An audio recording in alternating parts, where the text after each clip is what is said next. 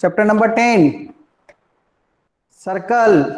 Circle, circle, chapter 10। ऐसे बच्चे बोलते हैं सर्कल, हाँ सर बोले सर्कल पढ़ेंगे, सर्कल।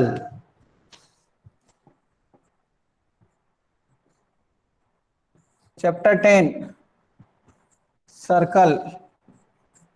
पिछले साल भी आपने सर्कल चैप्टर पढ़ा था, 9th क्लास में, खूब सारा था, याद होगा आपको, है ना। Chords equidistance from the centre are equal, याद है।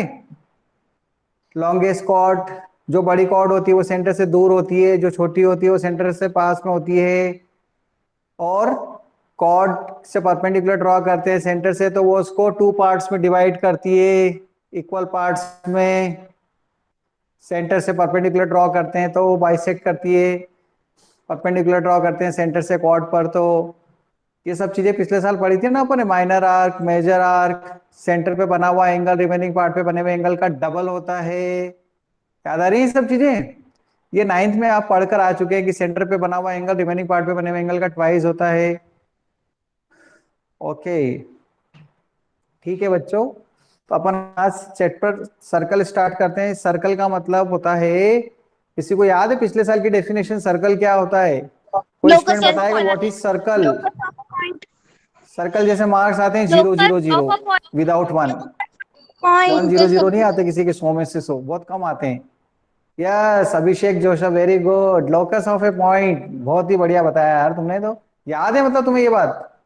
Good. Locus of A point, एक पॉइंट के चलने से बना हुआ रास्ता होता है सर्कल।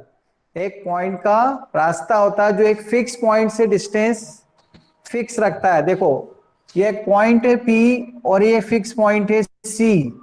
इस पॉइंट को इस तरह से चलना है कि इससे जो डिस्टेंस है, जिसको हम रेडियस बोलते हैं, ये डिस्टेंस इक्वल रख के इससे दूर दूर ऐसे चल रहा है। तो चलने से एक रास्ता बना, देखो ये, इस रास्ते को हम क्या बोलते थे? सर्कल। तो circle is a locus of A point. Locus का मतलब होता है रास्ता, पाथ ऑफ ए पॉइंट, किसी पॉइंट से चलने से बना हुआ रास्ता। तो locus path of A point होता है, किसी पॉइंट का रास्ता। और ये पॉइंट हमारे पास P है, जिसको हम x, y से लिखते थे कोऑर्डिनेट ज्योमेट्री में, और इसको हम h, k से लिखते थे। ये हमने कोऑर्डिनेट ज्योमेट्री में पढ़ा है। पर हमें यहाँ पर सर्कल की ज्योमेट्री पढ़नी है, कोऑर्डिनेट ज्योमेट्री 11th में पढ़ेंगे। और 9th क्लास में हम इसकी ज्योमेट्री पढ़कर आए थे। अब यहाँ पे थोड़ी एक्सटेंडेड ज्योमेट्री, जो 9th में थोड़ी सी चीजें छूट गई थी, वो 10th में पढ़ानी है। वो रिलेशन जो था टेंजेंट टू द सर्कल, वो 9th में नहीं पढ़ा था, वो हमें यहाँ पढ़ना है। मतलब सर्कल चैप्टर का नाम है टेंजेंट टू द सर्कल। मतलब चैप्टर का नाम एक्चुअल क्या है? Tangent to the circle. पर हम सर्कल बुक में भी लिखा हुआ है, और पढ़ना ओरिजिनली क्या है? Tangent to the circle. अब टेंजेंट टू द सर्कल क्या होती है? देखो, ये सर्कल की कॉर्ड होती है। This is chord, P Q is a chord, this is the chord. Hitesh Mittal, आवाज नहीं आ रही मेरी? क्या बात कर दी यार, किसी को आवाज नहीं आ रही क्या? हितेश मित्तल आ रही है आवाज, हितेश मित्तल को नहीं आ रही है। और तुम बहाना मत बनाओ हितेश बाहर जाने का, बी हियर ओनली। सबको आवाज आ रही है, तुम अकेले को आवाज नहीं आ रही, और अभी बोल दोगे network problem and moving out. सबको आवाज क्लियर आ रही है? ट्राई आफ्टर अगेन, उसको डिस्कनेक्ट करके कनेक्ट कर लो, रिज्वाइन करके देख लो एक बार। जैसे जैसे पॉइंट Q पॉइंट P की तरफ जाता है, तो ये क्या बनती जाती है? कॉर्ड। ये मान लो Q पॉइंट यहां पर आ गया, it is chord. Q point यहां पर आ गया, it is chord. Q point यहां पर आ गया, कॉर्ड। ये सब कॉर्ड है। कॉर्ड में दो पॉइंट पर, सर्कल के ऊपर दो पॉइंट पर ये लाइन मिलती है, इंटरसेक्ट करती हुई जाती है, दो पॉइंट पर मिलती है, बाहर नहीं जाती। बाहर जाती तो वो सिकेंट बन जाती है। तो जैसे जैसे Q पॉइंट P के पास में आता जाएगा, as Q tends to P, ऐसे लिखते हैं हम, जैसे जैसे Q P के पास में जाएगा, chord QP will become tangent at P। P point पर जब ये यहां पर आ जाएगा, Q ये भी कॉर्ड है, जब Q इस पर आ जाएगा तो ये ऐसी बन जाएगी, दिस इज टेंजेंट। मतलब P और Q कौन से हो जाएंगे? जब पी और क्यू कॉन्साइड हो जाएंगे तो कॉर्ड विल बिकम टेंजेंट। तो what is the definition of tangent? ये तो सिंपल डेफिनेशन है जो सब बच्चे बोलते हैं, हर कोई बोलता है। टेंजेंट एक ऐसी लाइन होती है जो किसी भी कर्व को या सर्कल को एक पॉइंट पे टच करती है। लेकिन दूसरी डेफिनेशन क्या बोली जाती है कि कॉर्ड में जब एक पॉइंट दूसरे पॉइंट की तरफ जाता है और उस पर कॉन्साइड हो जाता है तो टेंजेंट बन जाती है, कॉर्ड एक टेंजेंट बन जाती है। जैसे जैसे एक पॉइंट दूसरे पॉइंट की तरफ अप्रोच करता है तो वो दोनों पॉइंट जब कॉन्साइड हो जाते हैं तो जो कॉर्ड रहती है वो क्या बन जाती है? टेंजेंट बन जाती है। This is the definition of tangent. अब आप देखें टेंजेंट ये है, और ये सर्कल की टेंजेंट पढ़नी है। वैसे तो टेंजेंट कर्व की होती है, पर अभी हमें यहाँ पे सिर्फ सर्कल के बारे में पढ़ना है। बड़ी क्लासेस में हम पढ़ेंगे आगे टेंजेंट्स कर्व की होती है। किसी भी कर्व की टेंजेंट हो सकती है, पैराबोला, हाइपरबोला, एलिप्स, और भी कुछ सर्कल और भी कुछ कर्व्स होते हैं, सबकी टेंजेंट बना सकते हैं। एक पॉइंट पे टच करती हुई लाइन बनानी है। सिकेंड क्या होती है? ये तो कॉर्ड है, सिकेंड ये होती है, दिस इज सिकेंड, जो बाहर चली जाती है। सेक थीटा इसी से बनता है सिकेंड, और ये टेंजेंट से टेन थीटा बनता है, ठीक है। और ये कॉर्ड है पी और क्यू जो सर्कल के अंदर होती है। और सबसे बड़ी कॉर्ड क्या होती है? सर्कल की जो डायमीटर होती है, जो सेंटर से पास होती है, इस तरह से, इसको हम बोलते हैं सबसे बड़ी chord, P Q, longest cord.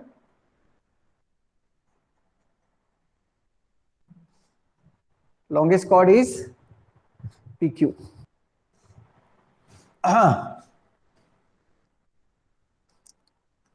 बहुत छोटा सा चैप्टर है ये, 10 चैप्टर। एक दो थ्योरम ही यूज करनी है अपने को इसके अंदर बस। Theorem 1,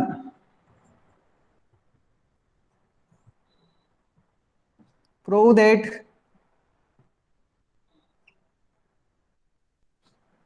tangent is perpendicular to radius। Simple words में लिख दिया मैंने, वर्ड्स इसके चेंज हो सकते हैं बुक के अंदर। मतलब जो रेडियस होती है ना, और ये जो टेंजेंट होती है, ये टेंजेंट है, ये रेडियस है।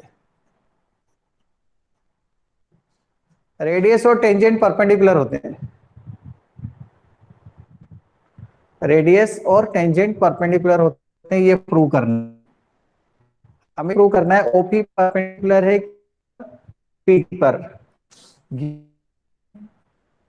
सर्कल, सर्कल को अपन ऐसे लिखते थे ना, सी ओ आर, ये भी नोटेशन पिछले साल यूज किया है। Circle with centre O radius R, circle with centre O radius R given है सर्कल। क्या प्रूव करना है? ओपी रेडियस परपेंडिकुलर है पीटी पर, ओपी और पीटी परपेंडिकुलर है। सर्कल दे रखा है सी ओ आर और पीटी टेंजेंट है, ये भी गिवन है। पीटी टेंजेंट है, सी ओ आर, और ओपी रेडियस है, ओपी इक्वल टू आर। देखो इसको प्रूव करने के लिए हम क्या करते हैं,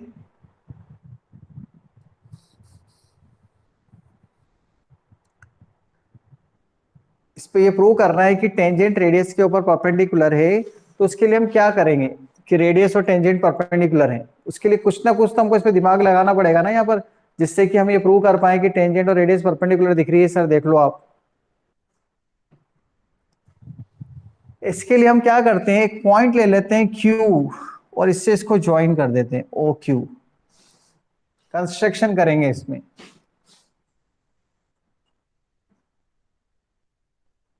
join O Q. Q is any point on line, Q is any point on tangent, not on circle।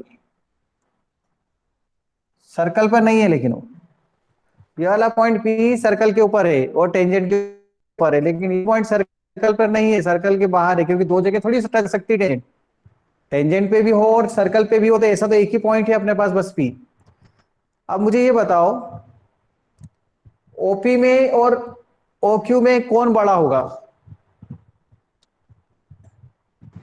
OQ. Prove क्या करना, OP PT पे ओक्यू परपेंडिकुलर है। Sir, OP OQ. में और OQ में कौन बड़ा होगा? OQ बड़ा होगा, यस। सिंस, प्रूफ कर रहा हूं मैं इसका, since Q is point outside the circle, therefore OQ will be greater than radius। therefore OQ will be greater than OP. We know that, क्या जानते हैं बताओ आप, कि जो सबसे छोटी साइड होती है वो परपेंडिकुलर होती है आउटसाइड पॉइंट से। जितनी भी लाइन ड्रॉ करते हैं लाइन सेगमेंट पर, उसमें सबसे छोटी कौन होती है? जो परपेंडिकुलर होती है। 9th क्लास में एक थ्योरम थी ट्राइंगल्स के चैप्टर में, कॉन्ग्रुएंसी ऑफ ट्राइंगल्स के अंदर एक पार्ट था वहां ग्रेटर देन लेस देन के जो अपन ने क्वेश्चंस करे थे, sum of the two side greater than third side, हाँ वहां पर ही बताया था। We know that of all the line segments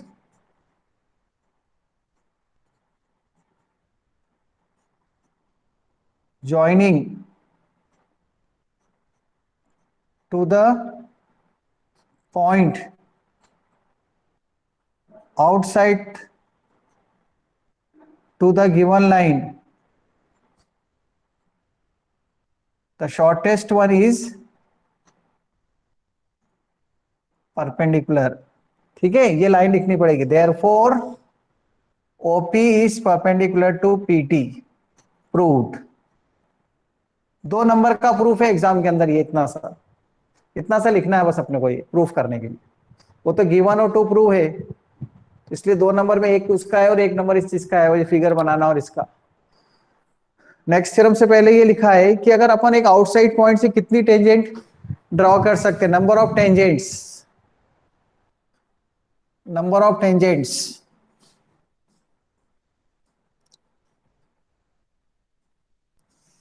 number of tangents,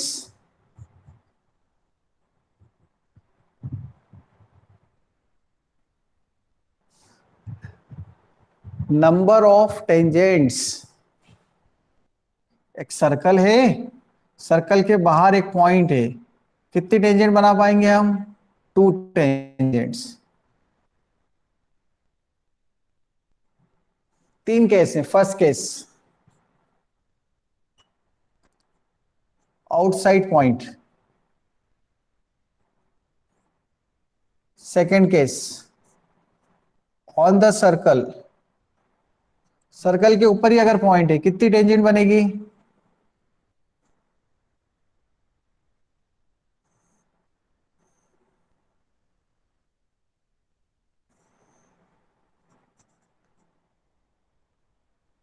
only 1 tangent. Circle के ऊपर अगर पॉइंट है तो केवल एक ही टेंजेंट बनेगी। सर्कल के बाहर अगर पॉइंट है तो 2 टेंजेंट बनेगी। बताओ अंदर से कितनी बनेगी?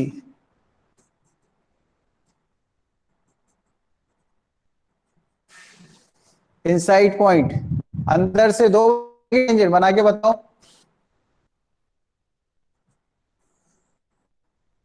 ये पॉइंट ले लिया, बताओ कैसे 2 टेंजेंट बनाओगे? हाँ, no tangent, zero. The length of the tangent drawn from an external point to a circle are equal. मतलब ये है, एक सर्कल दिया हुआ है, इस सर्कल के बाहर से आपने 2 टेंजेंट बनाई इस पर, ये पी ए और पी बी। तो आपको ये प्रूव करना है कि P A equal to P B. Given क्या है? A circle C O R, a circle is given C O are.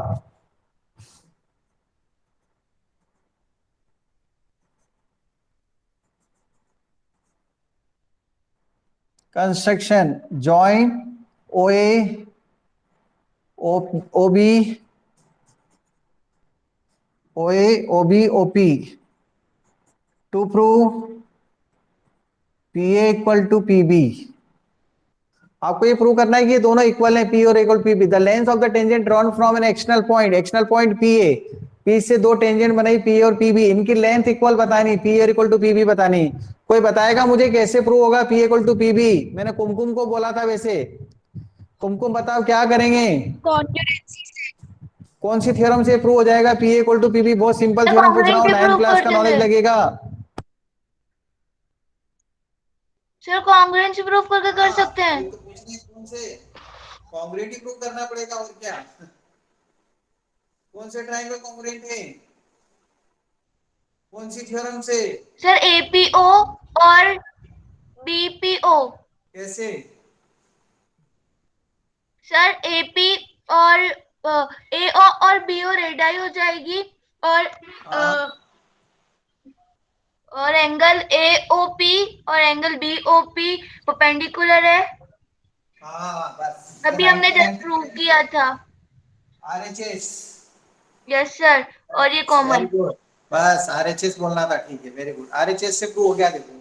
तो प्रूव आप करो सब जने।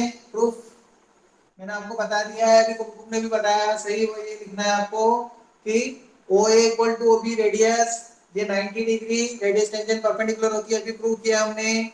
और ये common by RHS triangles are congruent, therefore PA equal to PB। छोटा सा प्रूफ है।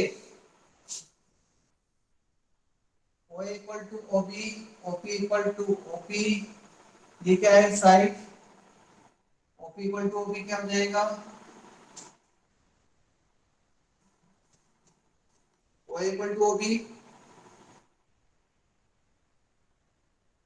ठीक है। OP equal to OP hypotenuse, and angle OAP equal to angle OBP 90 degree RHS। Triangle OAP congruent है ट्रायंगल OBP के। This implies PA equal to PB CPCB। तो ये ध्यान रखना है कि एक्सटर्नल पॉइंट से जो टेंजेंट ड्रॉ करते हैं उनकी लेंथ इक्वल होती है। बस ये इतना से दिया हुआ एनसीईआरटी के अंदर, इस पे दो एक्सरसाइज दे रखी है 10.1 एंड 10.2। लेकिन क्वेश्चन बहुत अच्छे अच्छे दे रखे हैं, और उसके अंदर दूसरी थ्योरम भी यूज होती है, पीटी उषा थ्योरम यूज होती है। पिछले साल भी बताई थी पीटी उषा थ्योरम, किसी को याद है? नहीं बताई होगी शायद। चलो ठीक है, याद है प्रियांशु जैसा पी ए पी स्क्वायर, एक रेक्टेंगल थ्योरम बताई थी एक, है ना? तो वो सब भी यूज करेंगे इसके अंदर, मैं वापस बताऊंगा उसके अंदर, क्योंकि अभी हमने 10.1 और 10.2 पढ़ाई है, उसकी इसके क्वेश्चंस करने हैं आज। आपको वेट करो, कल डाउट पूछेंगे इसके अंदर, क्वेश्चन बहुत इजी है। 10.2 में कुछ क्वेश्चन टफ है, लेकिन 10.1 और 10.2 आधी बहुत इजी है, और आधी उसके दो चार क्वेश्चन बड़े जो कल हम करेंगे, और कल ही आपको डीपीपी मिलेगी, ठीक है। अभी आप सर देखो। हाँ सर वो फर्स्ट थ्योरम था ना जिसमें टेंजेंट को प्रूव करना था परपेंडिकुलर, हाँ उसका हाँ, कन्वर्स नहीं है? उसका कन्वर्स। कॉन्वर्स यूज कर सकते हैं ना, अगर वो उसके ऊपर परपेंडिकुलर है टेंजेंट के ऊपर, अगर परपेंडिकुलर है तो वो रेडियस हो जाएगी। A line which is perpendicular to the radius is a tangent, ये इसका कॉन्वर्स हो जाएगा। यूज कर सकते हैं, लेकिन बुक में नहीं दी हुई। सर वही पूछना था कि उसे यूज कर सकते हैं या नहीं। हाँ यूज कर सकते हैं।